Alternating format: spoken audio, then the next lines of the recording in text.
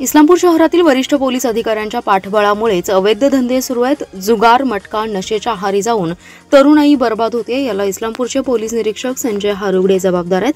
त्यांची त्वरित बदली करावी या मागणीसाठी भाजपाच्या महिला पदाधिकाऱ्यांकडून निवेदन आंदोलनाचे इशारे दिले होते। भाजपाच्या महिला पदाधिकाऱ्यांनी या प्रकरणी आक्रमक भूमिका घेत इस्लामपूर तहसीलदार कार्यालयाच्या आवारात आत्मदहनाचा प्रयत्न केलाय। यावेळी पोलिसांमध्ये आणि आंदोलनकर्त्यांमध्ये जोरदार झटापट झाली। भाजपाचे राज्य कार्यकारिणी सदस्य माजी नगरसेवक विक्रम पाटील यांच्या मार्गदर्शनाखाली भाजपाच्या जिल्हा उपाध्यक्ष आशाताई पवार यांनी आंदोलन छेडले। इस्लामपूर शहर भाजप महिला आघाडीच्या अध्यक्षा सुनीता काळे, वर्षा मदने, धनश्री चव्हाण यांच्यासह महिला पदाधिकाऱ्यांनी आत्मदहन करण्याचा प्रयत्न केलाय। इस्लामपूर पोलीस ठाणे कार्यक्षेत्रात अवैध धंदे सुरू असल्याबाबतचे पुरावे जिल्हा पोलीस प्रमुखांना सादर करून निवेदन दिलं होतं। या प्रकरणी 24 मार्चपर्यंत इस्लामपूर पोलीस निरीक्षक संजय हारुगडे यांची बदली न झाल्यास आत्मदहन करण्याचा इशारा देण्यात आला होता। याकडे पोलीस प्रशासनाने दुर्लक्ष केल्याने आज भाजपाच्या महिला आघाडीच्या सदस्या आक्रमक झाल्या। सकाळी तहसीलदार कार्यालयाच्या आवारात येत पोलीस अधिकाऱ्यांच्या विरोधात जोरदार घोषणाबाजी केली।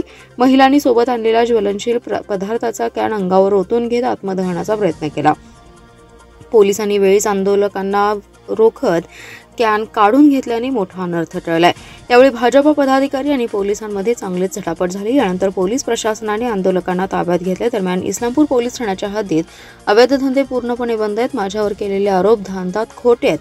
माझी बदनामी करण्याचा प्रयत्न केलाय। आंदोलन हा स्टंटबाजीचा प्रकार आहे। राजकीय स्वार्थ साधण्यासाठी आंदोलन केले।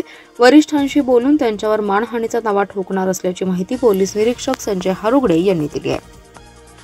आज या ठिकाणी आमच्या महिला पदाधिकारी आशाताई पवार, सुनीताताई काळे, मदनेताई, अनेक महिला पदाधिकारी या ठिकाणी की या शहरातले अवैध धंदे या तालुक्यातील पूर्ण या तिथे बंद झाले पाहिजेत अशी मागणी आम्ही करत होतो। या उलट संजय हारुगडे यांनी पेपरला देऊन अवैध धंदे मोठ्या प्रमाणात चालू असताना पेपरला बातमी दिली की अवैध धंदे चालू नाहीत। म्हणजे फुलेआम त्यांनी लायसन दिल्यागत झालं। 1000 पोखी वाळवा तालुक्यामध्ये या ठिकाणी। मग असं झाल्यानंतर महिलांच्यात प्रचंड असंतोष झाला आणि त्यांनी आत्मदहन करण्याचा या ठिकाणी प्रयत्न केला। आम्ही त्यामध्ये सहभागी झालो होतो, कारण आमच्या भगिनी एखादी आत्मदहन करा, आम्ही कसं त्या ठिकाणी बाजूला राहायचं। या संजय हारुगडे यांच्यामुळं अवैध धंद्याला प्रोत्साहन, पानाचं ते व्यसन पान एक असतंय ते पावडर पान, जुगार, गुटखा, जेवढे अवैध धंदे हे फक्त संजय हारुगडे यांच्यामुळं आमच्या पोलीस स्टेशनच्या हद्दीमध्ये झालेले आहे आणि त्यांना निवेदन देऊन काय सुद्धा सरसुतक राहिलेलं नाही।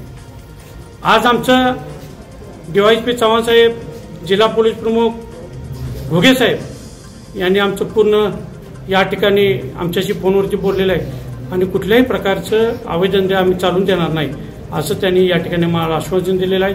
आणि निश्चितपणे ह्या चांगल्या दोन्ही अधिकाऱ्यांनी आम्हाला विश्वास आहे की या तालुक्यात शहाणबाळ तालुक्यात कोणत्याही प्रकारचे अवैध धंदे इथून पुढे चालून देणार असं त्यांनी आश्वासन दिलेलं आहे।